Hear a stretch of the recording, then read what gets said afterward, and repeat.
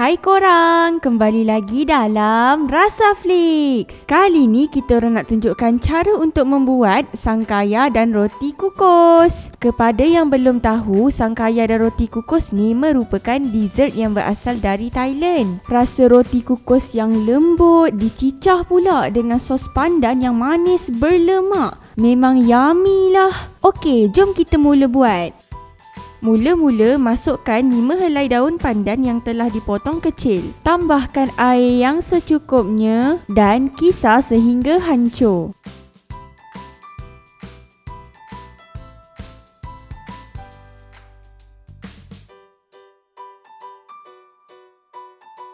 Hancur macam ni tau. Dengan menggunakan penapis, tapis campuran air dan daun pandan tadi. Gunakan sudu kecil untuk menekan-nekan hampas supaya air pandan dan hampas dapat diasingkan. Tuangkan setengah cawan air pandan ke dalam pan.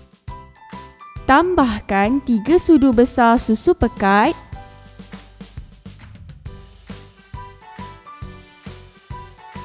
Dan 200 ml santan. Panaskan dan kacau rata. Tak perlu sampai mendidih. Letakkan sedikit pewarna makanan hijau dan sedikit garam. Kacau rata. Pewarna hijau digunakan untuk memekatkan lagi warnanya.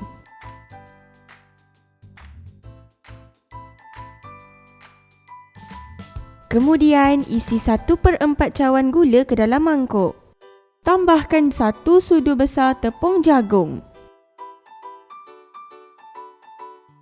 Kacau rata.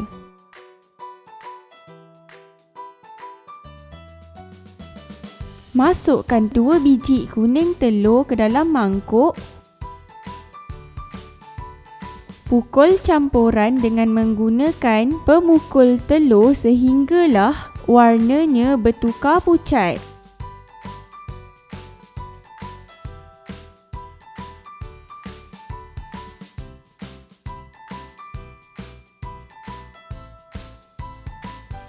Masukkan sedikit campuran pandan ke dalam campuran tepung jagung. Masukkan 1 sendok je. Gaul sebati. Tuangkan campuran tadi ke dalam kuali dan masak sehingga pekat. Pastikan korang gunakan api yang sederhana.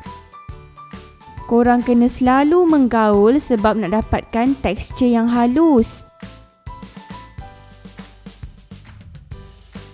Bila dah pekat, tambahkan 2 sudu besar susu cair. Teruskan menggaul sehingga pekat.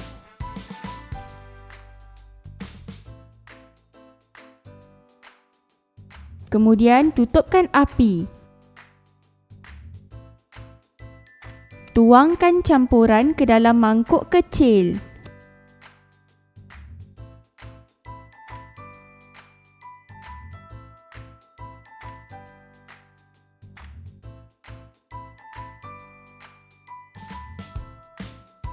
Sekarang sediakan periuk kukus dan kukuskan roti putih yang telah dipotong kecil. Kukuskan roti selama 3 minit.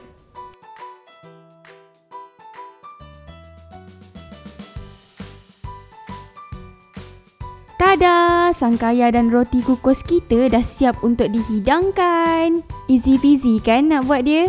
Tunggu apa lagi? Jomlah cuba. Good luck!